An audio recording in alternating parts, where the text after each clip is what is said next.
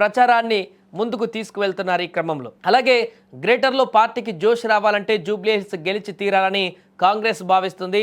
2023లో జరిగిన తెలంగాణ అసెంబ్లీ ఎన్నికలలో హైదరాబాద్ నగర పరిధిలో ఒక్క సీటు కూడా కాంగ్రెస్ గెలుచుకోలేకపోయింది. అయితే గతేడాది జరిగినటువంటి సికింద్రాబాద్ కంటోన్మెంట్ ఉప ఎన్నికలో కాంగ్రెస్ విజయం సాధించింది. అయితే ఇప్పుడు జూబ్లీ హిల్స్ ఉప ఎన్నికలో విజయం సాధించాలని ప్రణాళికలు రచిస్తోంది. తద్వారా 2026లో జరగబోయేటువంటి జిహెచ్ఎంసీ ఎన్నికలకు ముందు నగరంలో పార్టీని బలోపేతం చేయవచ్చని కూడా కాంగ్రెస్ పార్టీ భావిస్తోంది. ఉప ఎన్నిక ఫలితం రాష్ట్ర రాజకీయాలపైన ప్రభావం చూపించేటువంటి అవకాశం ఉన్నందున సీఎం రేవంత్ రెడ్డి ఈ యొక్క నియోజకవర్గం పైన ప్రత్యేక దృష్టి సారించారు.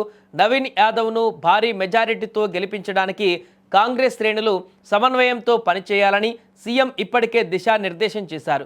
అధికార పార్టీ యొక్క బలం మరియు ప్రజాదరణను మరోసారి నిరూపించుకోవడానికి కాంగ్రెస్ ఈ ఉప ఎన్నికను ప్రతిష్టాత్మకంగా తీసుకుంది.